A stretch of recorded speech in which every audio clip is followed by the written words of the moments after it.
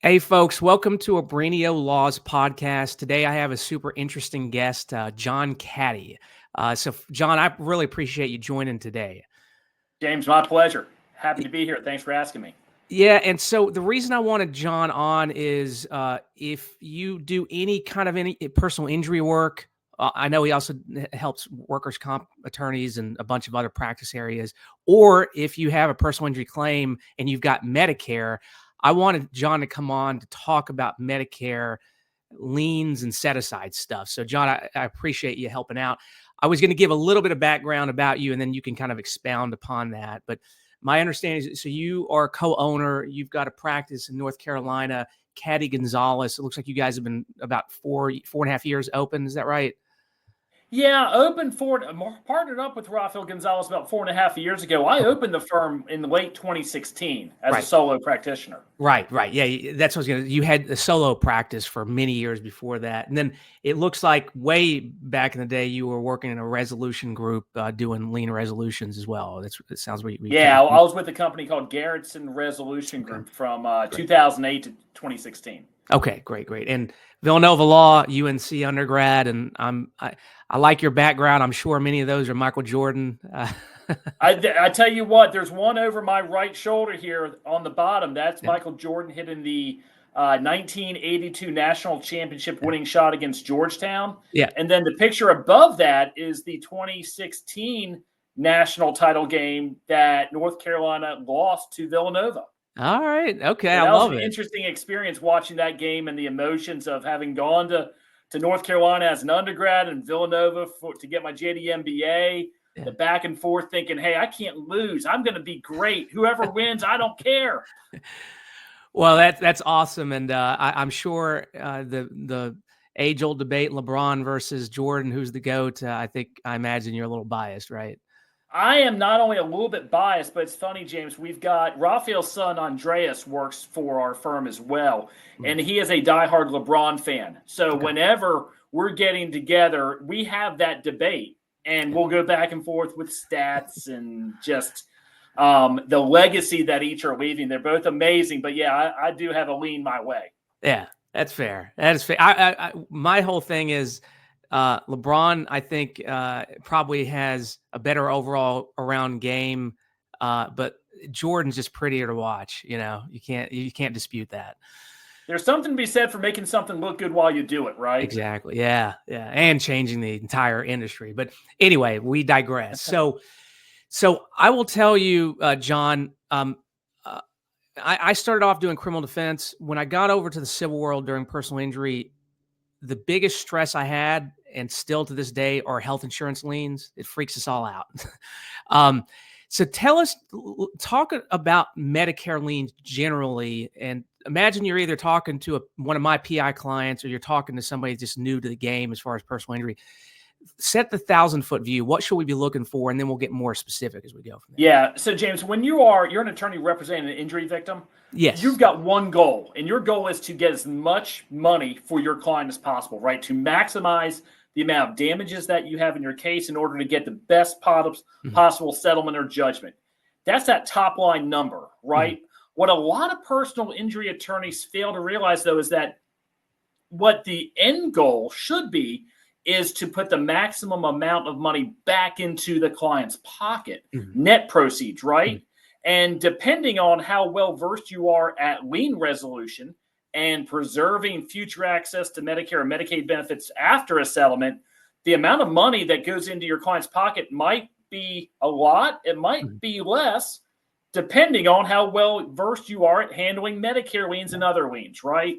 So, when we do the work that we do in the Medicare area, if we're handling Medicare liens or conditional payments, that all relates to one federal law that has an entire federal administrative agency who is doing that work, seeking recovery of conditional payments that are made on the injury victim, the Medicare beneficiary's behalf. And, our job is to go in there, make valid arguments for Medicare to reduce or waive any recovery rights. And that helps to then maximize those proceeds. And so stepping back a little bit, if you are an injury victim, car accident, even workers' comp, if you've got Medicare, Tell us what, if you're the person, what should you be aware of, and what is a Medicare reimbursement? What is this? Yeah. So for the folks out there watching this, there's a law, a federal law that says that Medicare has a right to not pay medical expenses when someone else is responsible for those. And that can be a workers' compensation plan. That can be an automobile plan, like a no-fault insurance plan, a PIP plan, med pay, or a liability insurance plan. Okay. So when a Medicare beneficiary gets hurt, say in a car accident, and they're on Medicare, they go to be treated medically at a hospital or by a doctor. And because they're on Medicare, that hospital is going to submit the bills to Medicare for reimbursement, for payment of the services rendered, right?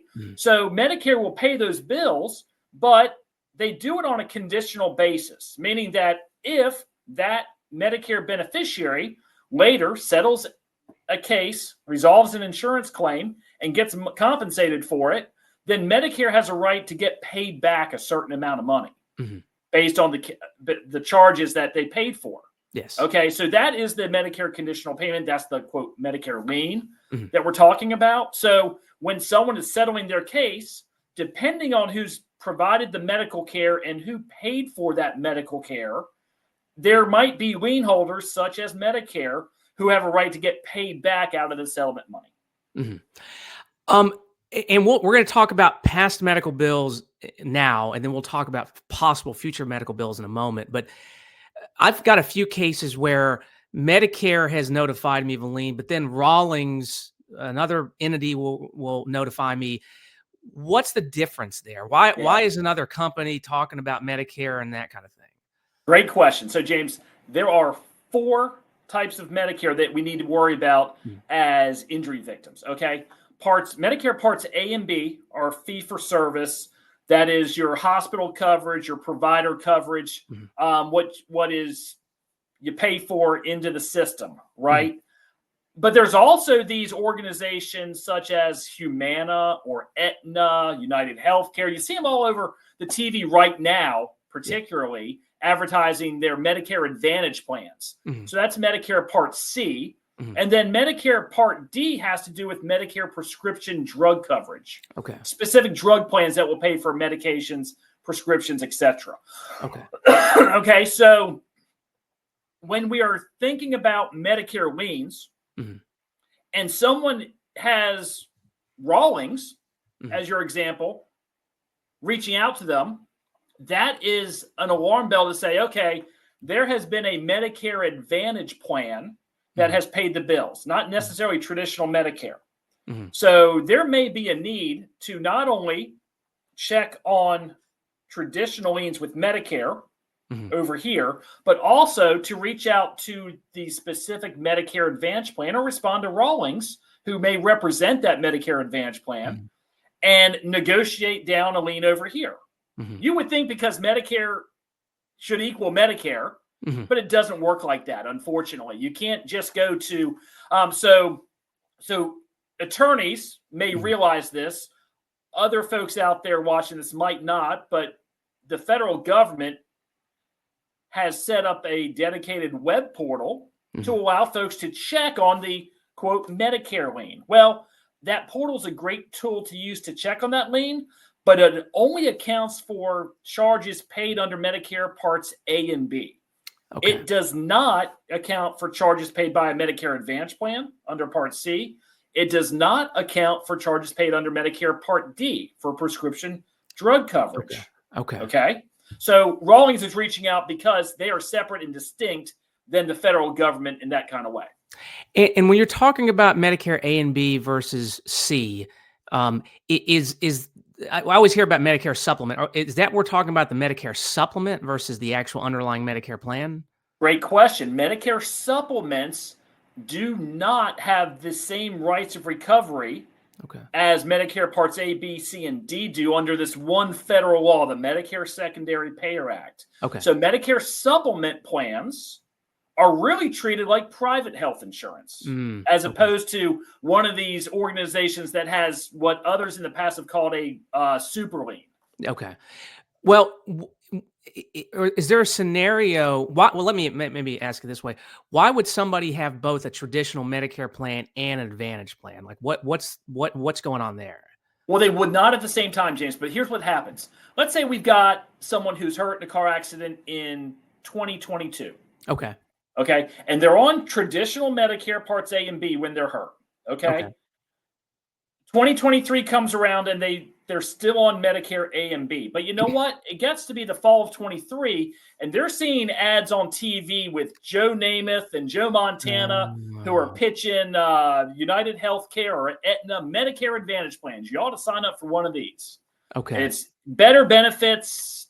You ought to do this. And so the individual says, you know what, that sounds good. Let me make a phone call. And they sign up for that Medicare Advantage plan. So what happens now for 2024, they are not on traditional Medicare Parts A and B, but rather they're now on this Medicare Part C plan. And every year they have a right to either move from Medicare AB to Medicare C, move from one Medicare C plan to another Medicare C plan, or go back to Medicare AB. This may be outside the scope of your knowledge, but I'm curious now. Do you see, just from a consumer standpoint, a benefit to these Advantage plans versus the traditional plans? And maybe you're talking to your mom or dad and they're asking you, should I go to an Advantage plan? Do you have a viewpoint, even if it's outside of your, expertise, but do you feel comfortable talking about that? What would you recommend? I'll touch on it briefly here, James. You have more options. Okay. The average American, because based on your zip code, the average American has access to approximately 45 Medicare Advantage plans. So much more choice with respect to which plan you want to be on, which is a better fit.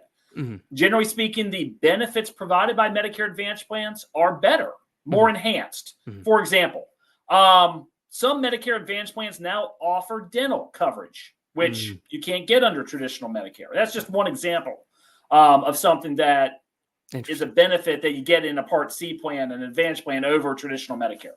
Interesting. Let's talk about, and we're still talking about bills already paid by Medicare or a Medicare Advantage plan.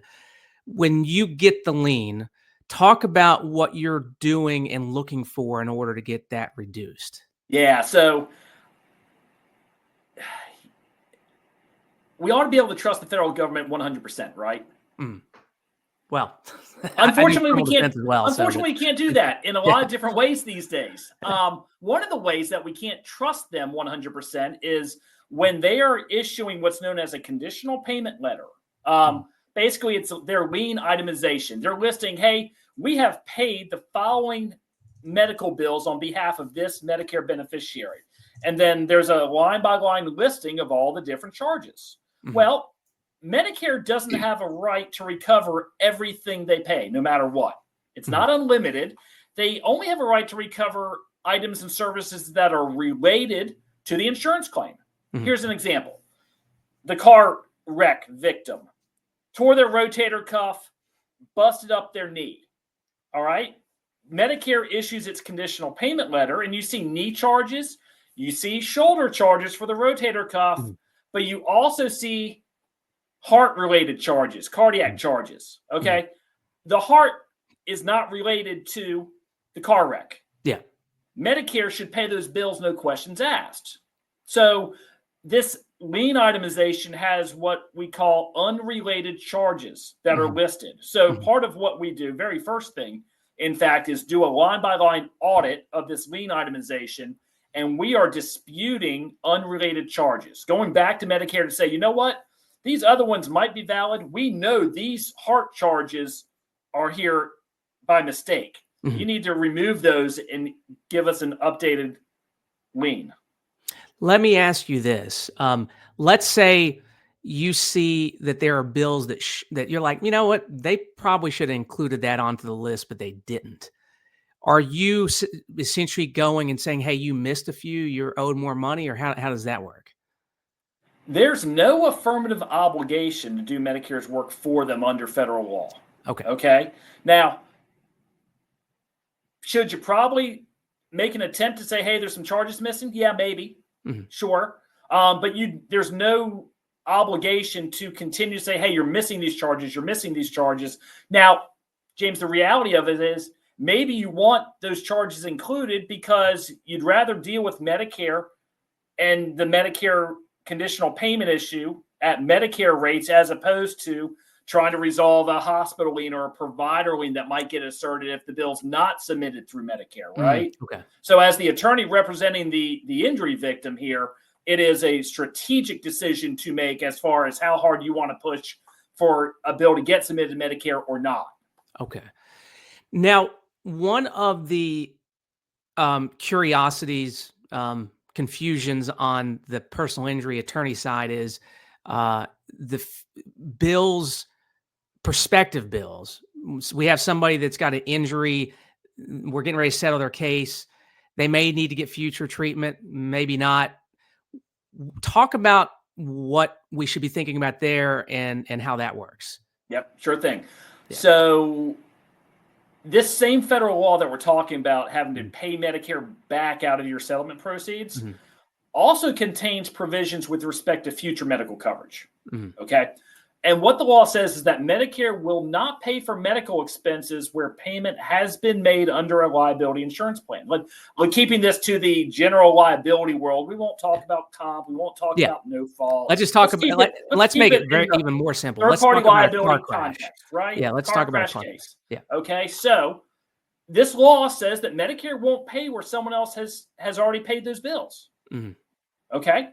Medicare has a right to be the secondary payer in those circumstances, meaning if someone's responsible for an injury victim's medical bills, well, that entity should pay for those bills.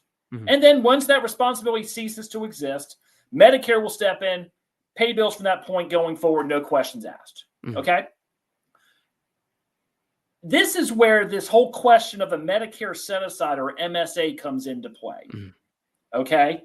Because there's a lot of gray to this, a lot of debate to this exact issue of whether we need to worry about Medicare set asides or not. And depending on how one phrases the question, the answer can be one thing or another. Okay. What is not subject to debate is what the statute says, which is that Medicare will not pay where payment has been made under a liability insurance plan. So there are some out there who will say, you know what? Liability MSAs are not required by Medicare.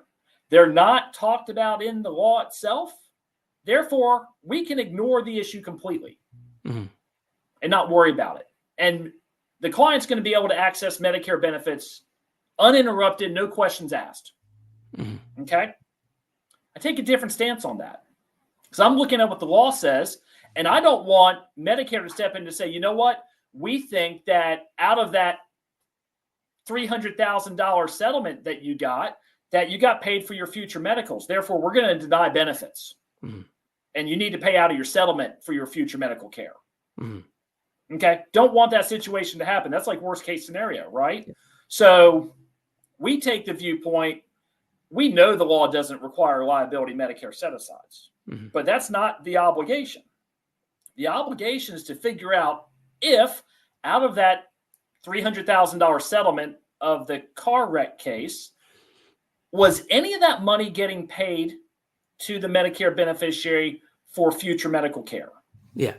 That's typically Medicare covered, yes or no? Yeah. Okay. And if there's not, then how do you then prove it? Show me how you can do that. And if the answer is yes, okay, then how much? And then you need to spend down and exhaust that amount of money before you can expect Medicare to pay bills going forward. Let me ask you this, because I certainly understand, and I've been reading more and more of your stuff. I understand where your logic comes from, and the conservative attorney in me definitely, I go, and that's the reason obviously we've been working together. Have you been seeing Medicare enforce MSAs that were not honored, stepping in and saying, look, you guys are interpreting this wrong, and part of the settlement was for future bills? What have you been seeing Medicare do? I've had one of my cases where Medicare's challenged that, actually. Okay. It's happened one time in my career. I've done this review of the need to fund an MSA asking, is there a future medical obligation under the Medicare Secondary Payer Act? At this point, over 16,000 times in my career. I've had Medicare come back and challenge me in one case after the fact, and it was actually a Michigan MedMal case where our office ended up concluding that there was no future medical obligation here, therefore no need to fund a Medicare set aside. The clients took our opinion and sought court approval of that, along with the settlement. Put Medicare on notice of the hearing. Medicare didn't attend the hearing, but did reach back out to say, all right, we disagree with your conclusion. We think that you need to fund something. And so then we entered into a discussion with Medicare and the DOJ about what exactly needs to happen. And we got to an amicable resolution, and all parties agreed with the conclusion there. But it does happen. And I know that Medicare officials have this issue at the top of their mind. Yeah, and I guess my question was more because I see that's where they've challenged your opinion. A broader question I have is, are you seeing Medicare in a lot of cases saying, even if you agree, and especially if you agree, hey, you guys needed to have done a Medicare set aside, or you've had people come to you after the fact saying, what's this Medicare set aside? Medicare's coming after us. Are you seeing Medicare actually currently interpreting the Medicare set aside requirement? Does that question make sense? Yeah, makes sense. Yeah. You're not so your question goes to enforcement. Yes. Right? Not seeing a high level of enforcement today. Okay. Because I will tell you, what I've noticed is there are attorneys that I know that have been practicing longer, and I'm not, that I'll kind of ask off the cuff, hey, do you think there's Medicare set aside? And they're like, no, there's no Medicare set aside. And then the younger attorneys are kind of more freaking out about it. And I'm wondering if over the last, let's say 10 years, 5 years, have you seen Medicare enforcements on MSAs increasing, or have you always been aware of it, or has there been some kind of change that makes you more sensitive to it, if that makes sense? I think it makes sense. I'll tell you, since I started doing this type of work in 2008, it runs in waves as far as what the public sentiment is about this issue. And typically it's driven based off something Medicare has done or said. So back 2008 to say 2015, the issue was in vogue and discussion of concern to people for a few different reasons. Number one, Medicare instituted some mandatory reporting that the insurance industry had to do, involving reporting information to Medicare when they're resolving a claim involving a Medicare beneficiary. So a lot of folks thought that reporting meant that there was now a MSA requirement. That wasn't the case. Medicare did begin to go through and got pretty far down the road starting in 2012 to develop regulations around liability MSAs that ultimately Medicare voluntarily withdrew in 2015. Why did they withdraw that? Why don't they clarify the issue? You know what? That's a great question for folks that are above my pay grade, James, quite frankly. Clarity is the best thing, right? And if there was clarity about what to do or what not to do, then we're not left asking the question of should we do? Fair. Right? So from what I understand, and Medicare has taken a run at providing MSA regs on 2 different occasions now and have voluntarily pulled them back both times. My sense tells me that there is a strong distaste for MSA regulatory development and promulgation. Do you have a sense as to what the distaste is? Or I think the distaste is that if it is codified into a regulation, then it becomes a quote requirement. And I don't think that the liability settlement community on both sides of the V, neither one wants to see this type of requirement get codified, which I certainly can understand and appreciate. Yeah, for sure. I will say, and obviously I don't want it to be codified either, but we keep on hearing about Medicare's running out of money and, was it going to exist in 10, 15 years? And to me, it seems like an overall political landscape would be, because everybody believes car accidents are fake and you need tort reform. It seems like it'd be a pretty easy political topic to get by if you're running on. Well, it's just, in could Congress. be, right?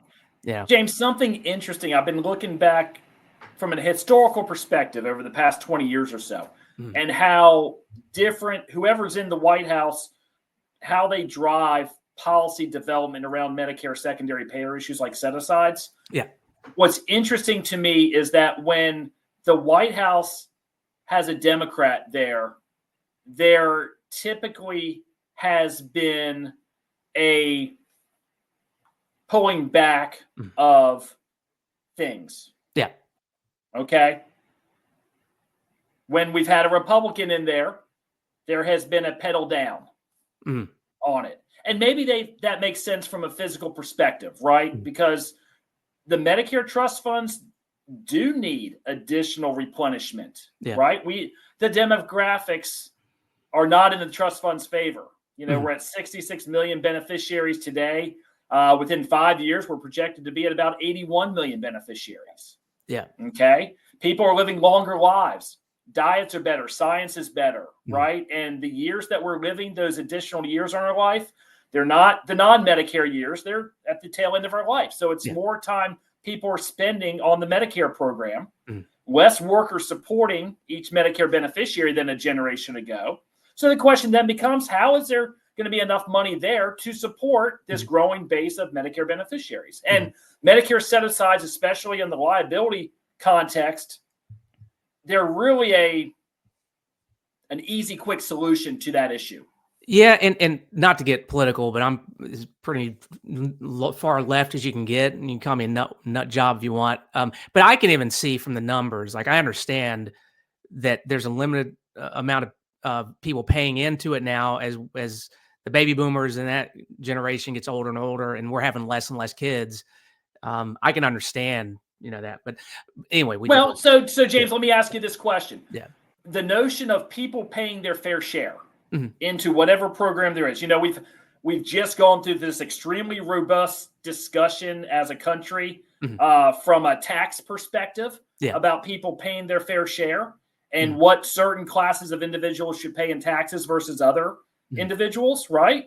Think about the liability Medicare set-aside issue for a second from that perspective. If someone is catastrophically injured and they're receiving a large sum of money to compensate them for their injuries, whether we know that more often than not, if that case is getting settled as opposed to going to trial, they're not getting compensated 100 cents on the dollar for their injuries, right? Yeah. But they probably are receiving some dollars for future medical expenses, right? Yeah.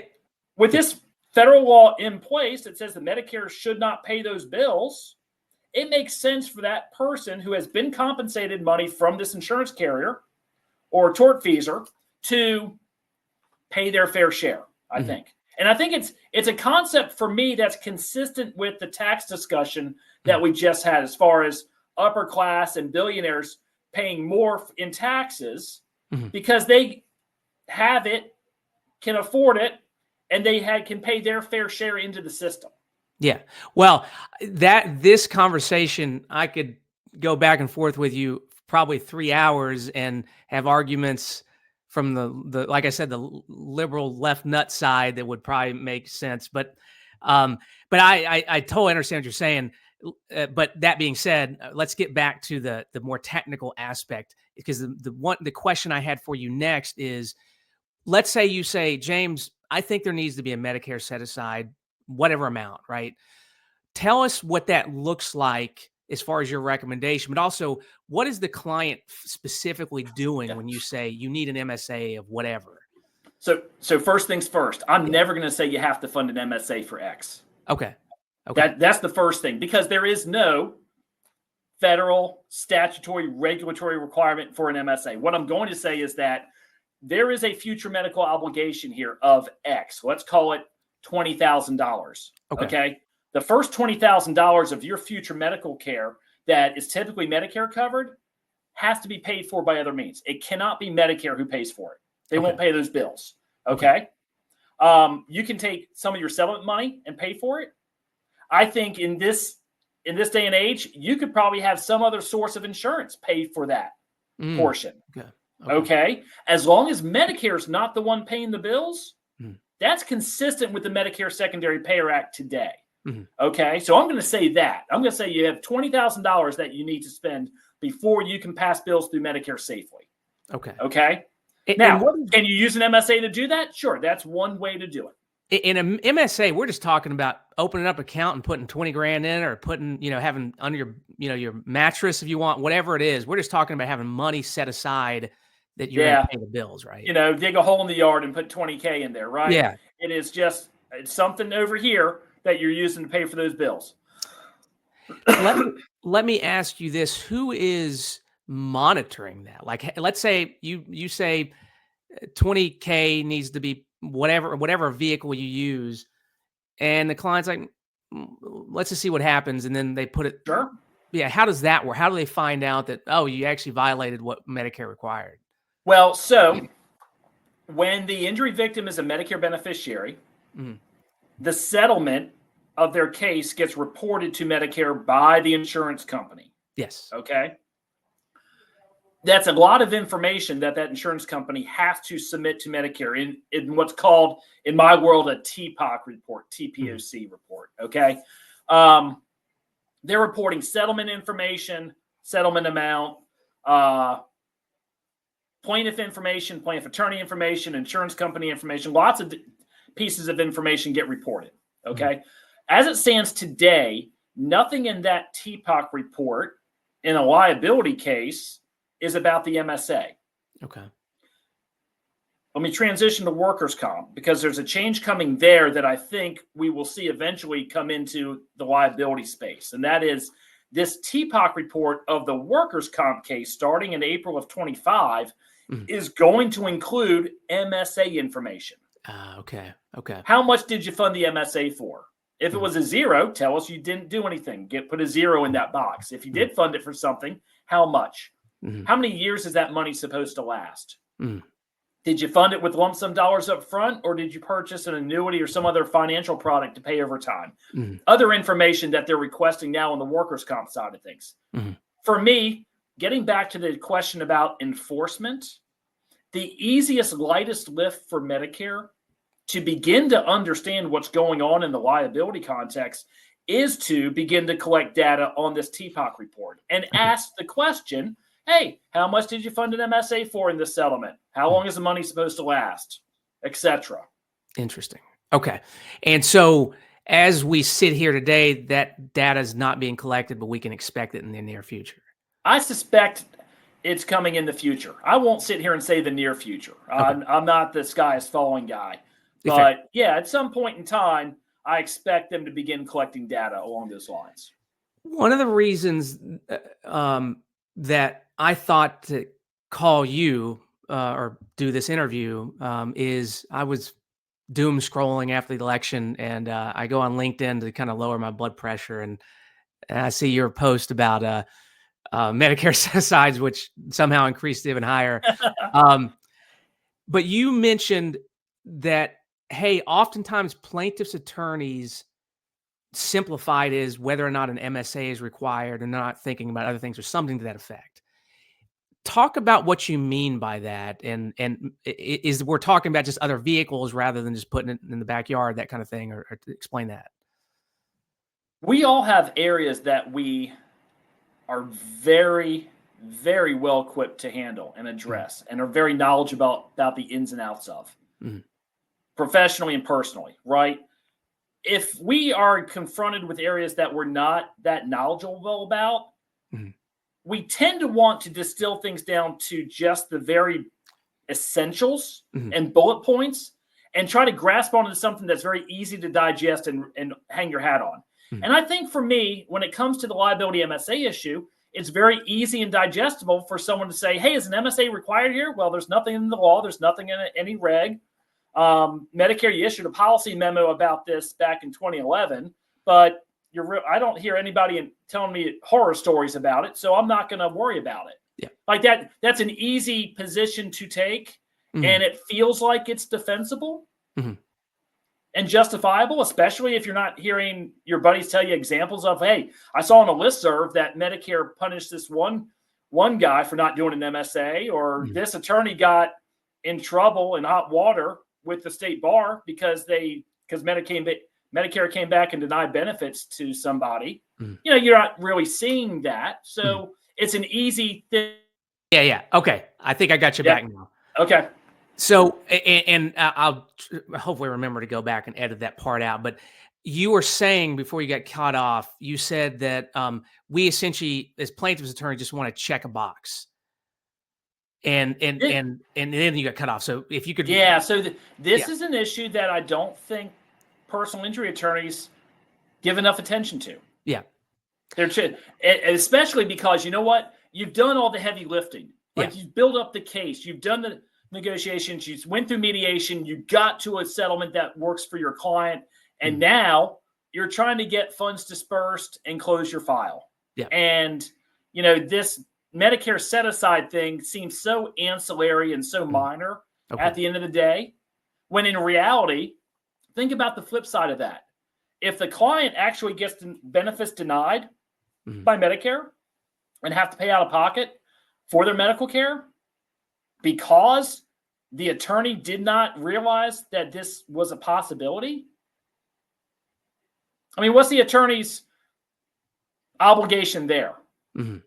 Should the attorney be in a position to have to answer that question? Is there an ethical obligation for an attorney to make sure that due to their actions or inactions, the client's access to health insurance is uninterrupted? Yeah. Let me ask you this. Let's say a MSA isn't done and Medicare stops benefits.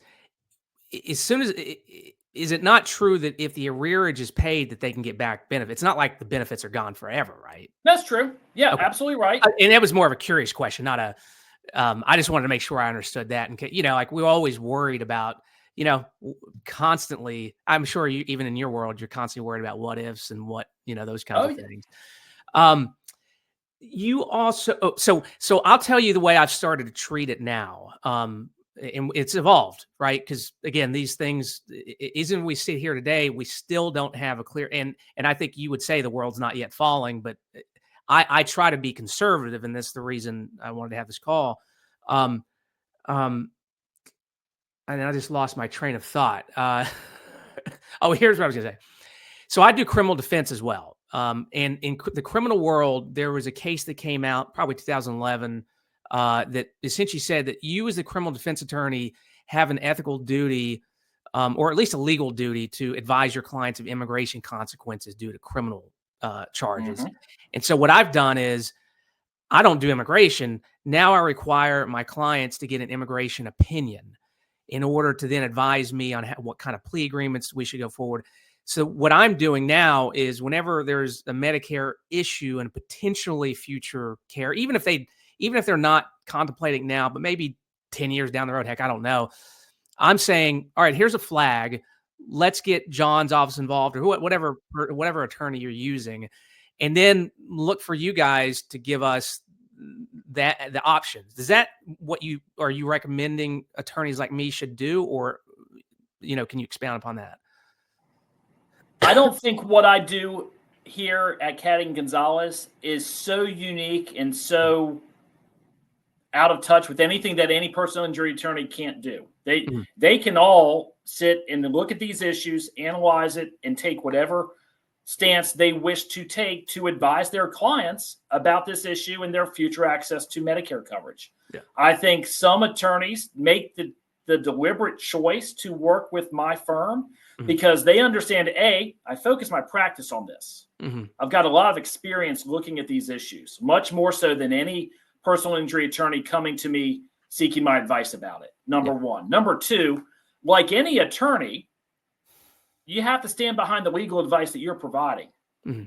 So as a law firm giving legal advice about this Medicare set aside issue, this future access to Medicare benefits concern, I'm providing my clients with here, A, B, and C. This is what you should do.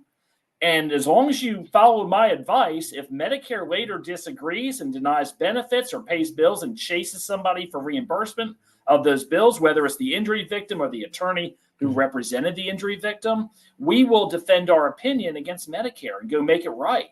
So it's that comfort and protection that, hey, I don't have to worry about Medicare coming back after me. I can point the finger over there to say, hey, John, I got an MSA legal opinion from your office saying to do X, Y, and Z. That's exactly what we did.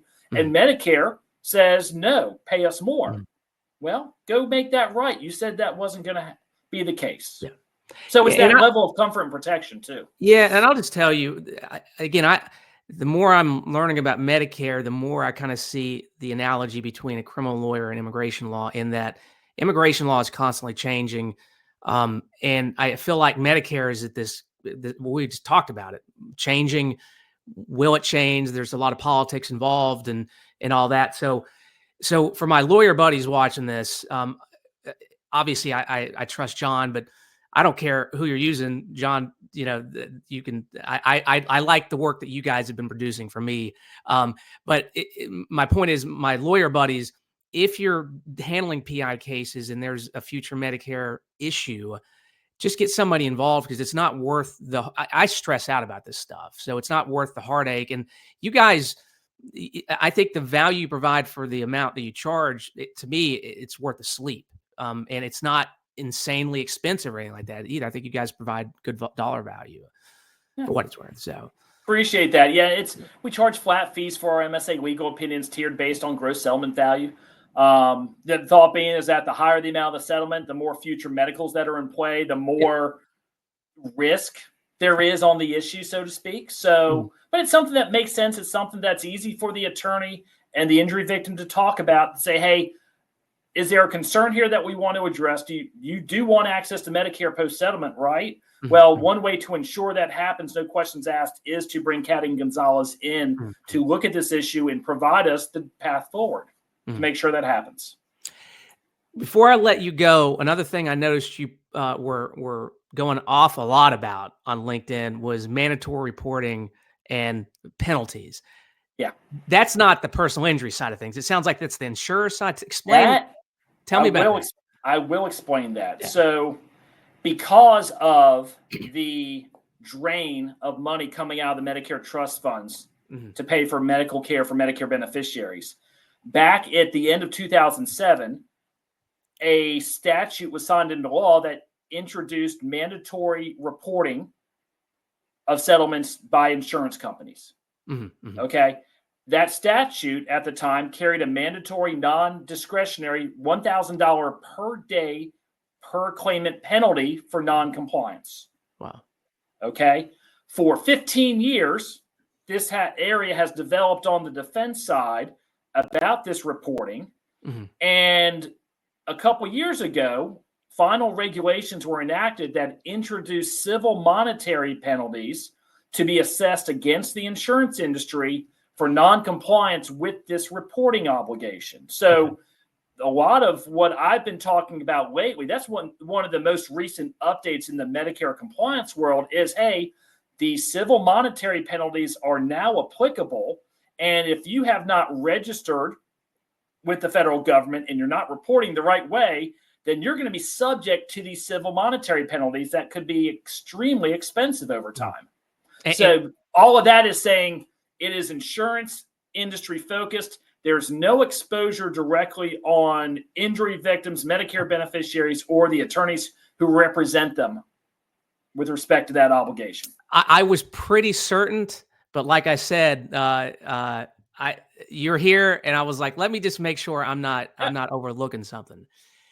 So look, I really appreciate you taking the time. Is there anything else that I haven't asked you about that you think that would be useful for the injury victim or a plaintiff's attorney that we should be thinking about that you haven't already discussed? Yeah, a couple tips for everybody out there who's watching this. Number one, when it comes to these issues, start the process early. And it doesn't matter whether you're going to hire my firm, you're going to do it yourself, you're going to work with another third party to do it. Start that process early on. If you are an attorney who's been hired by an injury victim and it's a good, valid case that you know there's going to be money at the end of the day, there's no reason to wait to start addressing these issues, go ahead, figure out if the client's on Medicare, yes or no, and then put Medicare on notice and get that process started, because the best results that you're going to get come from continuous updating, review, disputing of those liens. Okay.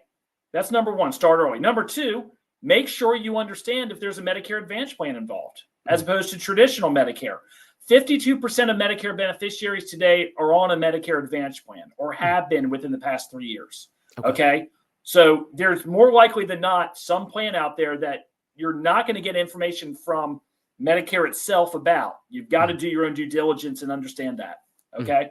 And then number three, when it comes to this MSA issue, ask the client if they want to protect their future Medicare benefits as part of this. Okay. It's their benefits at the end of the day. Talk them through the pros and cons of doing this type of analysis. What the upside is, what's the downside, and understand that Medicare is different than Medicaid. Okay. So if someone's on Medicaid, we're not talking about MSAs, but what we are talking about is something very different. And that is the mere receipt of the settlement money can disqualify them from coverage. So understand the difference there as well. Yes. Yes. And getting back to what you talked about at the top of this, always be thinking about it for the attorney, always be thinking about net dollars to your client. Because, I have too many annoyed clients that are looking to hire another attorney, or too many potential clients that haven't yet talked to an attorney, and they're talking about settling with the insurance company. And I say, well, they've offered X. What is the lien? And they say, what's a lien? Right? If you want to represent a client fairly and honestly, so they're not pissed off at you, they care about what's going into their pockets, not what you get to advertise on LinkedIn about your big settlement. They care about what dollars are going to see in their pockets. So that's all I have to add to that. But John, look, I appreciate it. If you're ever up here in Northern Virginia, you got a free lunch on me, and I'll let you know if I'm down your way. And for what it's worth, like I said, I hated Jordan when he was in his heyday. But that's when you're amazing, was everybody hates you. I was an Anthony Hardaway fan, and I don't remember Penny back in the day, but I think he's up there with LeBron. I still don't know who's the GOAT though. So it makes for great debates. Yeah. For all time. And it's better in argument politics, More fun for sure. Yeah. So all right, man. Thanks for inviting me on. This Absolutely. If something comes up and you think that we need to do an update, always feel free. I love to have interesting, smart people on, because I think it's a value. Awesome. And you follow me on LinkedIn, you follow the firm on LinkedIn. I think people who watch this, if you go on LinkedIn or on social media, look for Cattie Conzales, give us a follow. You'll get these updates in real time and see it just like James has seen it, and has led us to this moment here. So and we'll make sure to put your contact information in the notes and all that kind of stuff. And with that, man, I appreciate it. I'm jealous of your hair. I'm the exact opposite of what you are. We probably would look very similar if I had your hairstyle and beard, or if you had mine. So yeah, right. I think you're right about that. So very lucky and blessed. Way, you know what I'm saying? All right, man. I'll talk to you soon. Okay. All right. Thanks, James. Okay. Appreciate it. All right. Have a good rest of the week. Yep.